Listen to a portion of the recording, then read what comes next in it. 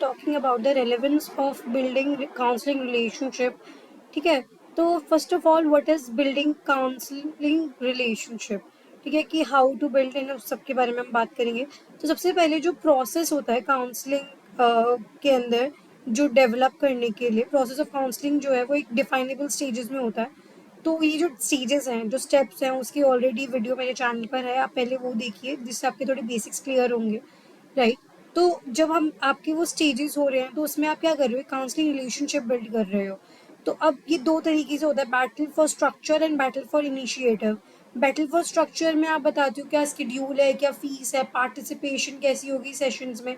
और battle for initiative में you take concerns, motivation for change and client की responsibility. अब बैटल फॉर इनिशिएटिव में वही होता है कि क्लाइंट की भी तो कुछ रिस्पॉन्सिबिलिटी है ना, कि उसको एक्चुअली अपने जीवन में कोई चेंज लाना है, उसको ग्रोथ लानी है.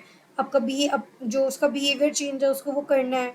तो वो मोटिवेशन होनी चाहिए कि yes I want to change certain aspects of my life. Right. उसके बाद आता है factors that influence counselling process. तो कुछ चीज़ें होती हैं फैक्टर्स जो इन्फ्लुएंस करते हैं काउंसलिंग प्रोसेस को. इसको मैं डिटेल में ऑलरेडी समझा चुकी हूँ, तो वो आप उस वाली वीडियो में ही मिल जाएगा. अभी मैं इनको ब्रीफ में आपको बता रही हूँ कि seriousness of the presenting problem. अगर सीरियस जो बात, मतलब जो उनकी प्रॉब्लम है वो बहुत ज़्यादा सीरियस है तो उसमें ज़्यादा आपको सेशंस लगेंगे. कम सीरियस है तो कम सेशंस लगेंगे.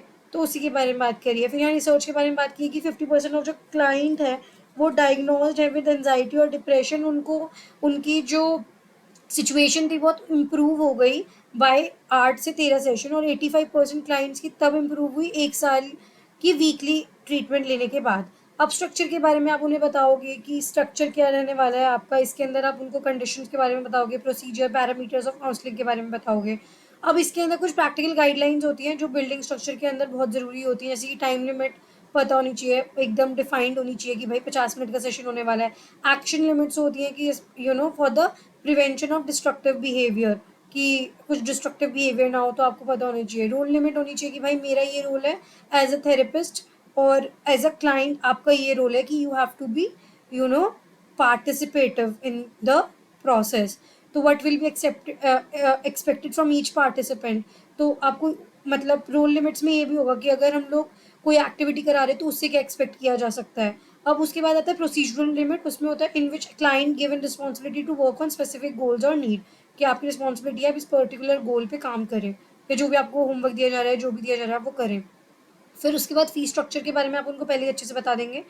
ठीक है. प्रोफेशनल डिस्क्लोजर स्टेटमेंट में उसके अंदर आपको सब कुछ बताना पड़ेगा, detail about the nature of counselling, expectation, responsibility, methods and ethics of counselling. वो सब ध्यान में रख के आपको करना है. वो स्टार्टिंग में ही दिखा मतलब दे दिया जाता है वो. उसके बाद इनिशिएटिव के बारे में, can be thought of as a motivation to change. तो इनिशिएटिव क्या है, वो कब होता है जब हम मोटिवेशन होती है कि हमें चेंज करना है तो हम इनिशिएट करते हैं चीज़ों को.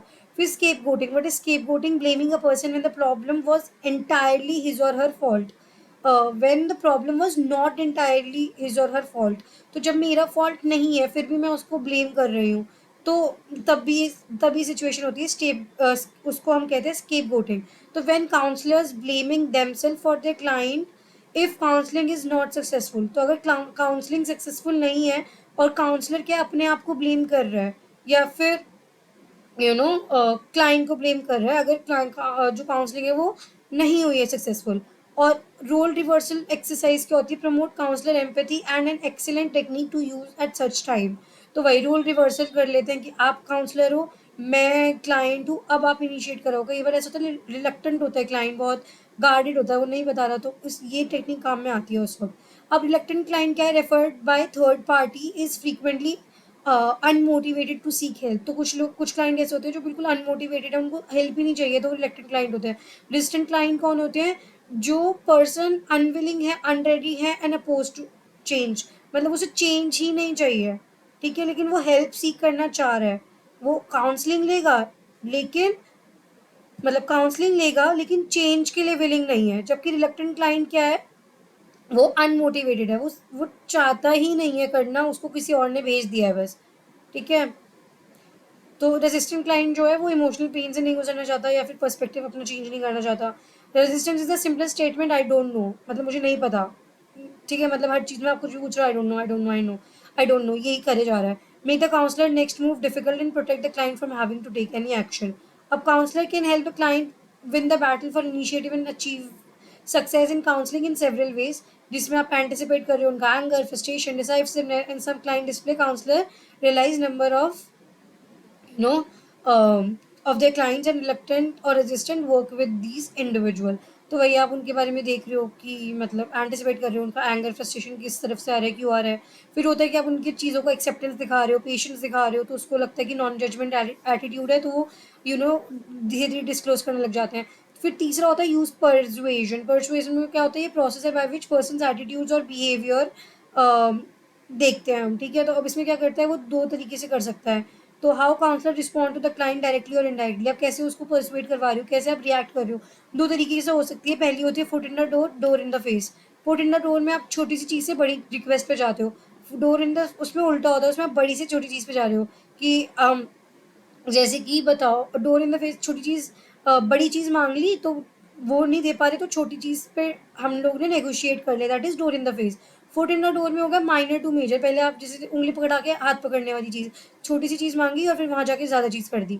तो वही चीज़। अब मेटाफर्स, कई बार क्या होता है क्लाइंट मेटाफर में बात करता है कि you don't know, I am having too much on my plate, तो वही सब। तो आपको वो सब समझना, डिकोड करना आना चाहिए।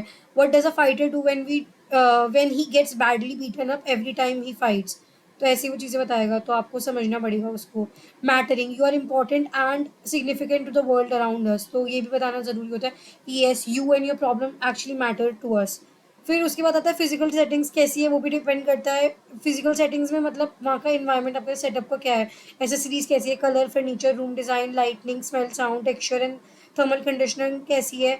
फिर पॉरीएमिक्स यानी distance between client and counsellor एक ऑप्टिमल होना चाहिए, ना ज़्यादा दूर होना चाहिए, ना ज़्यादा पास होना चाहिए। क्लाइंट का क्वालिटीज़ की अगर हम बात करें, some client successful in counselling then other, because वो वैसिव होते हैं, यानी young, attractive, verbal, intelligent, successful होते हैं, ठीक है।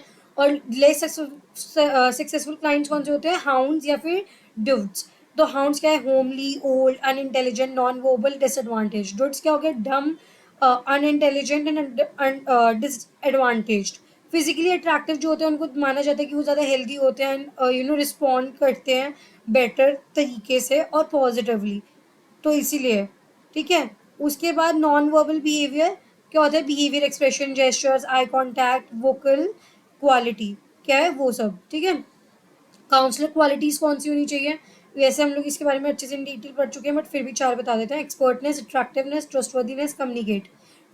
काउंसलर क्लाइंट फिट कब होता है, जब फिजिकल अपीयरेंस और एम्पैथी दोनों हो रही है, ठीक है।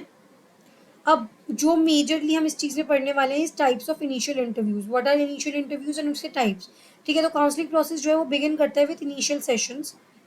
लेविन ने 1983 points out that the goals of counselling change over time. तो जैसे जैसे हम आगे बढ़ते हैं, हमारे गोल ऑफ काउंसलिंग भी चेंज होता रहता है, क्योंकि कुछ चीज़ें हम टैकल कर चुके होते हैं, कुछ चीज़ों पे हम भी एम्फेसाइज नहीं कर रहे होते हैं, तो धीरे धीरे ओवर टाइम चेंज होता रहता है, ठीक है। According to the intimacy and effectiveness of the counselling relationship, कितना इफेक्टिव चल रहा है, क्या कितनी इंटीमेसी है। उसके बाद कुछ तरीके के जो इनिशियल इंटरव्यूज होते हैं, पहला होता है client versus counsellor initiated interviews. Benjamin ने 1987 में डिस्टिंग्विश किया था between two types of first interview. पहला होता है इनिशिएट, अब द क्लाइंट वर्सेस काउंसलर में दो तरीके के होते हैं। तो पहला होगा जिसमें क्लाइंट इनिशिएट कर रहा है, दूसरा होगा जिसमें काउंसलर इनिशिएट कर रहा है।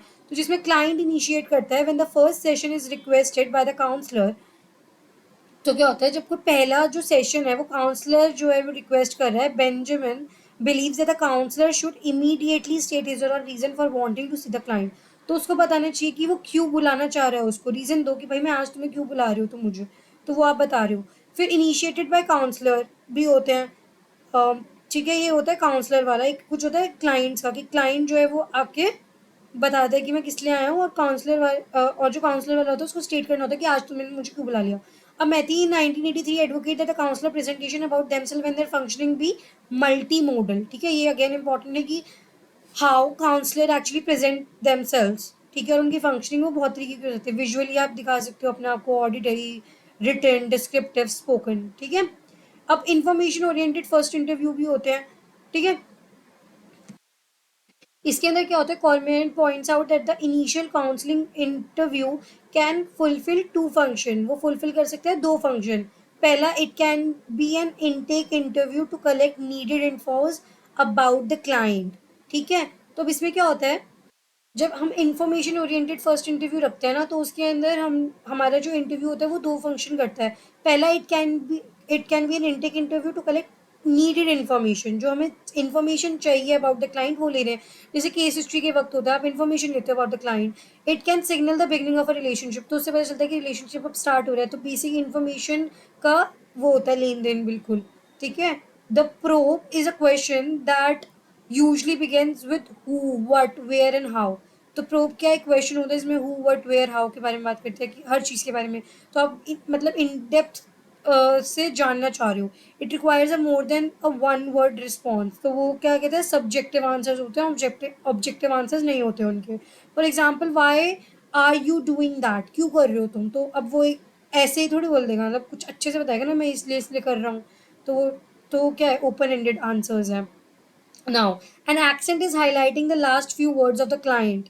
ठीक है, जैसे कि example, client, the situation I am in now is driving me crazy. तो अब काउंसलर पूछे, ड्राइविंग यू क्रेजी, अब इससे क्या है, the close question is one that requires a specific and limited response. तो जो मैंने अभी आपको ऊपर बताया, ओपन एंडेड रिस्पॉन्स और क्लोज एंडेड रिस्पॉन्स दो अलग अलग तरीके के होते हैं। तो क्लोज एंडेड जब वो होते हैं, जो क्वेश्चन भी ऐसे होते हैं, जब क्लोज एंडेड में क्या है, जब आप एक आंसर में येस और नो में आप जवाब दे रहे हो। आपने खाना खाया, येस। ठीक है, तो do you enjoy meeting other people, yes. तो यहाँ पे ये हो गया आपकी क्लोज एंडेड। ओपन एंडेड, जैसे what you know why are you doing that, हो गया। It often begin with the word I do or are you doing this, yes और नो। ठीक है, और यहाँ पे हमने एग्जाम्पल में जब बात की, an accent is highlighting the last few words of the client. Last उसने क्या बोला, उसको आप हाईलाइट करके बोल रहे हो, ऐसा क्यों, तो वो और अच्छे से इन डेप्थ आपको बताएगा उसके बारे में। ठीक है, अब यहाँ नीचे आ जाता है। In contrast to the closed question, in is the open question which typically begins with what, how or could, and allow the client more latitude to respond, की मतलब वो अच्छे से और बताए। Finally, request for clarification is a response counsellors use to be sure they understand what clients are saying, तो वो and में पैराफ्रेज कर देते थोड़ा। ठीक है, जैसे कि क्लैरिफिकेशन हो जाए कि भाई जो मैं सोच रहा हूँ, जो मैं परसीव कर रहा हूँ, क्या वही वो बताना चाह रहा है, तो वो भी ज़रूरी होता है। Counsellor might say, please help me understand this relationship, or I don't see the connection here, या थोड़ा और इलेबोरेट करो उस चीज़ को। ठीक है, तो क्लैरिफिकेशन आप ले सकते हो।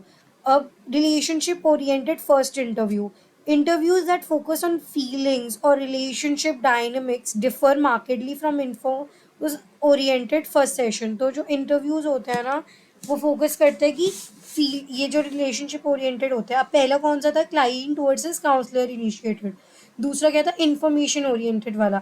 अब ये कौन सा है, रिलेशनशिप ओरिएंटेड फर्स्ट इंटरव्यू। अब इसमें क्या है, जो इंटरव्यू होते हैं ना, वो फोकस करता है फीलिंग या रिलेशनशिप डायनामिक्स में। ठीक है, तो ये थोड़ा डिफरेंट होता है। A restatement is a simple mirror response to a client that lets the client know the counselor is actively listening. Used alone is a relatively strive and ineffective. अब ये क्या होता है, मैं बताती हूँ। जैसे कि हमने मैंने यहाँ पे आपको बता दिया था, यहाँ पे वो क्लैरिफिकेशन, उसने एक ऐसी चीज़ बोली जो आपको समझ नहीं आ रही, तो आपने उसको क्लैरिफिकेशन के लिए पूछ लिया।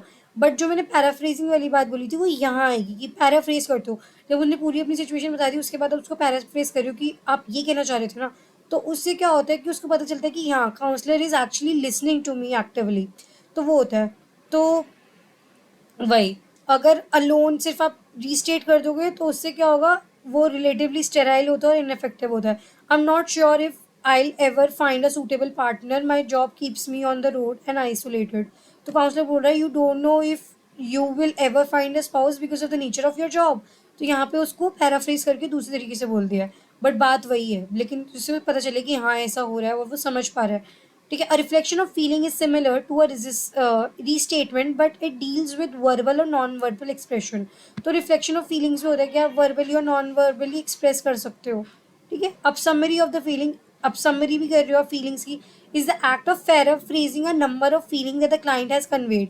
जैसे कि a counsellor might say to a client, John if I understand you correctly you are feeling depressed over a, तो अब यहाँ पे क्या है, फीलिंग्स को बता रहे हो। ऊपर आप क्या पैराफ्रेज कर रही थी कि उसने जो बोला है, यहाँ पे उसकी फीलिंग्स को पैराफ्रेज किया जा रहा है, ठीक है, और यहाँ पे रिफ्लेक्ट किया जा रहा है, ठीक है। तीनों चीज़ में थोड़ा स्लाइड डिफरेंट है, उसको समझना is very important,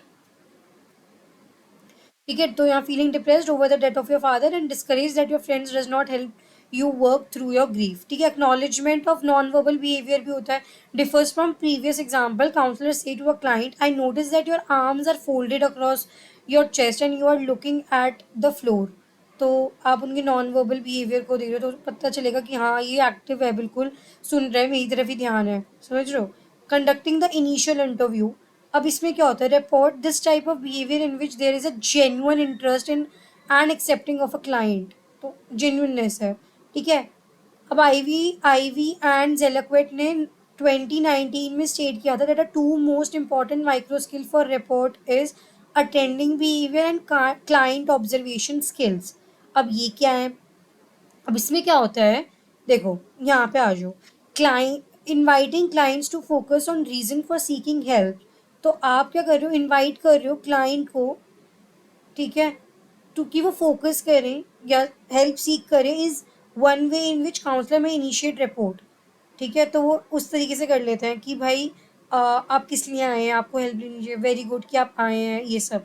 such non coercive invitation to talk are called door openers, तो डोर ओपनर्स होते हैं कि एक इन्फॉर्मेशन कैसे स्टार्ट हो रही है, एंड कंट्रास्ट विद जजमेंटल और evaluate response known as door closure, तो डोर क्लोजर्स क्या होते हैं, जब आपने जजमेंट दिखा दिया, इवेल्युएट कर लिया उनके ज़्यादा, तो वो लोग ना थोड़ा कट ऑफ कर लेते हैं, तो वो चीज़ भी होती है। तो रिपोर्ट फॉर्मेशन के दो इंपॉर्टेंट माइक्रो स्किल्स क्या है, अटेंडिंग बिहेवियर, जो वो बिहेव कर रहे हो उसको अटेंड कर रहे हो, ठीक है। क्लाइंट ऑब्जर्वेशन स्किल्स, कि आप कैसे उसको ऑब्जर्व कर रहे हो, उसकी चीज़ें ऑब्जर्व करके उसको होता है तो वो समझेगा हाँ ये अटेंटिव है, ठीक है। अब the amount of talking that client engage in an insight and benefit derived from the initial interview can be increased by the counselor who appropriately conveyed, तो काउंसलर कैसे अप्रोप्रिएटली कन्वे कर रहा है, क्या चीज़ें, empathy, acceptance, encouragement, support, caring, genuineness and attentiveness, अगर ये सब चीज़ें कर रहा है तो जो क्लाइंट है वो अच्छे से अपनी सारी जो परेशानी है, जो भी इशू है, वो अच्छे से सब उसके सामने रख देगा, अपने काउंसलर के सामने। अब एम्पैथी, ये रॉजर्स ने 1961 में डिस्क्राइब किया था, empathy as an counsellor's ability to enter the client's phenomenal world, ठीक है, to experience the client's world as if you were your own without ever losing the as if quality, कि मतलब may empathy, you are actually entering their shoes, उनकी सिचुएशन को अच्छे से समझ रहे हो। तो अब जो एम्पैथी है वो इन्वॉल्व करता है two specific skills, perception, communication, ठीक है। तो आप कैसे परसीव कर रहे हो उनकी सिचुएशन को और उस चीज़ को, उनकी कम्युनिकेशन को समझना और खुद कम्युनिकेट करना कि yes I understand what you are feeling, तो वैसे, ठीक है। The cultural gap between counsellor and client is known as culturally sensitive empathy and is a quality counsellors may cultivate and acquire, तो हम सबकी कल्चर अलग है, तो मेरे लिए जो सही है वो आपके लिए सही नहीं भी हो सकता, तो वही चीज़ है। तो कल्चरली सेंसिटिव एम्पैथी तब भी आपको रखनी पड़ेगी, तो ये चीज़ें ऐसी होती है जो काउंसलर धीरे धीरे ना अक्वायर कर लेते हैं। अब प्राइमरी एम्पैथी भी होती है कुछ, primary empathy is the ability to respond in such a way that it is apparent to both client and counsellor that counsellor has understood client major themes, तो यहाँ पे हम लोग बात कर रहे हैं कुछ टाइप ऑफ एम्पैथी की। तो पहली हमने पढ़ी culturally sensitive empathy, second is primary empathy. Primary empathy क्या है, इस एक एबिलिटी है कि जो काउंसलर है, ठीक है, वो ऐसे रिस्पॉन्ड कर रहा है कि दैट ही हैज अंडरस्टूड कि क्लाइंट को क्या चाहिए, ठीक है, दैट इज प्राइमरी। फिर आती है एडवांस्ड एम्पैथी, ये क्या है, is a process and helping clients explore themes, कि वो क्लाइंट खुद एक्सप्लोर कर रहे हैं थीम्स, क्या इशू क्या है, इमोशंस क्या है, ठीक है, कि किस तरीके के नए इमोशन आ रहे हैं, तो सब उनके अवेयरनेस में लाना, उनको इंसाइट देना, ठीक है। फिर आता है verbal and non verbal behaviour, ठीक है। अब verbal includes communication that shows a desire to discuss what is important to the client, ठीक है, जैसे कि रिक्वेस्ट, क्लैरिफिकेशन कर दिया, रीस्टेटमेंट। नॉन वर्बल जैसे कि लीनिंग फॉरवर्ड, उनकी तरफ आके आप अच्छे से सुन रहे हो, making I contact and nodding, ठीक है। अगेन ने 2019 में समराइज किया था 5 non verbal skills involve in acromion solar. क्या स्क्वायरली बैठे हो आप, ठीक है, ओपन पोस्चर है आपका, ऐसे क्लोज्ड नहीं है तो उससे गार्डेड लगोगे, lean towards client, eye contact and relax, this is SOLER, ठीक है। Facing client squarely can be understood literally depending on situations. Don't cross arms and legs. Be non-defensive. ठीक है, आपको non-defensive रहना है. Leaning too far indicate distrust. Eye contact with most client is a sign that counselor is attentive to client. कि हाँ मैं आपको सुन रहा हूँ, मेरी full attention आपकी तरफ है. A counselor need to be look relaxed as well as comfortable. ये नहीं कि आप उसकी बात सुन के और ही खुद ट्रिगर हो रहे हो, ठीक है। Non helpful interview behaviour, self disclosure आपको नहीं करना होता। Listening to others, yes, not venting out, पता चले वो अपना दुख बता रहा है, आप भी वहाँ चालू हो गए, भाई दुख तुम मेरा दुख सुन, वो और ज़्यादा है, ठीक है। इंटरप्ट नहीं करना है, अगर वो बता रहे हैं तो सुनो। Pushing clients more to tell, ये भी नहीं करना कि और बताओ, उसके पीछे पड़ गए हैं। उनको थोड़ा ना खुलने के लिए टाइम देना इज़ वेरी इंपॉर्टेंट, और उनको ब्लेम भी नहीं करना है। तो ये कुछ ऐसी चीज़ें जो आपको नहीं करनी है as a counsellor to your client या टुवर्ड्स योर क्लाइंट। अब exploration and identification of goals, ये भी बहुत ज़रूरी होता है। तो अनफोकस्ड गोल्स होते हैं कई बार, are not identified, too broad sometimes, clients and counsellor में leave unfocused goals alone because time and expenses of chasing them is not as productive behaviour. अब देखो अनफोकस्ड गोल्स क्या होते हैं, ये ना वो वाले होते हैं जो आइडेंटिफाइड नहीं हो रहे हैं, ठीक है। कई बार ये बहुत ब्रॉड होते हैं कि मतलब बिल्कुल ही बहुत बड़ा आपने कोई गोल ले लिया कि मेरे को हमेशा हैप्पी रहे, ठीक है, मान लो बहुत ब्रॉड हो गया। तो too broad sometimes client and counsellor में लीव अनफोकस, उसको फोकस ही नहीं करते हैं, ठीक है, बिकॉज उसके लिए टाइम एक्सपेंसेस बहुत ज़्यादा चाहिए होते हैं और इतने प्रोडक्टिव बिहेवियर नहीं हो पाते, ठीक है। और अगर हम भी अब आप सोचो, अब आप उसमें इन डेप्थ जा रहे हो कि व्हाट इज हैप्पीनेस आपके लिए, फिर उस पर्टिकुलर चीज़ पे फोकस कर रहे हो तो देन ठीक है। बट अब एकदम ऑल ओवर एकदम ब्रॉड बात पे कर रहे हो तो नहीं। अनरियलिस्टिक गोल्स भी होते हैं, जैसे मैंने बोला मुझे हमेशा हैप्पी रहना है, तो वो अनरियलिस्टिक हो गया। देखो यहाँ पे भी लिखा है as are define includes happiness, progress and self actualisation. Unrealistic goals एकदम एकदम वेग नहीं बनाने, हमें एक पर्टिकुलर अचीवेबल टाइमली, हमने पढ़ा था ना कैसे गोल्स होने चाहिए स्टार्टिंग में, राइट। फिर अनकोऑर्डिनेट गोल्स, अभी मैं आपको दिखा भी देती हूँ इसके बाद। Uncoordinate goals are uncoordinated and those seemingly uncoordinate, ठीक है। ऐसे गोल जो बहुत अनकोऑर्डिनेटेड है, एक इधर का एक उधर का, बिल्कुल ही वेग रिस्पॉन्सेज हैं, तो वो चीज़ भी होनी चाहिए, ठीक है, मतलब ऐसे नहीं होनी चाहिए, सॉरी, ठीक है। तो ये हो गया। अब हम पहले ये कंप्लीट कर लेते हैं, then I will show you that goals वगैरह जो हमने पहले पढ़ा था, एक बार थोड़ा सा हल्का सा रिवाइज हो जाएगा। तो 7 क्राइटेरिया जिससे हम जज कर सकते हैं गोल्स को in counselling is goals are mutually agreed on by client and counsellor. तो ये म्यूचुअली एग्री करते हैं हम लोग क्लाइंट से, एंड काउंसलर दोनों जो है अग्री करेंगे कि हाँ ये गोल है। गोल स्पेसिफिक यहाँ पे लिखे ही हैं ये तो, ठीक है, तो यही तो गोल्स आर स्पेसिफिक, ठीक है, स्पेसिफिक होने चाहिए, रेलिवेंट होने चाहिए, तो self defeating behaviour, achieving and success oriented होने चाहिए, क्वांटिफाइबल होने चाहिए, मेजरेबल, क्या मेजर कर सको अपनी प्रोग्रेस भी, बिहेवियरल एंड ऑब्जर्वेबल होने चाहिए, goals are understandable and can be restated clearly. तो दीज आर द 7 क्राइटेरियाज जिससे आप अपने अच्छे गोल सेट कर सकते हो, because that is very important, ठीक है, in a counselling relationship to make a proper relevant achievable goals, ठीक है। अब समरी क्या है, building a counselling relationship is essential for fostering trust. तो बिल्डिंग अ काउंसलिंग रिलेशनशिप बहुत ज़रूरी है कि उससे क्या होता है, ट्रस्ट बढ़ता है।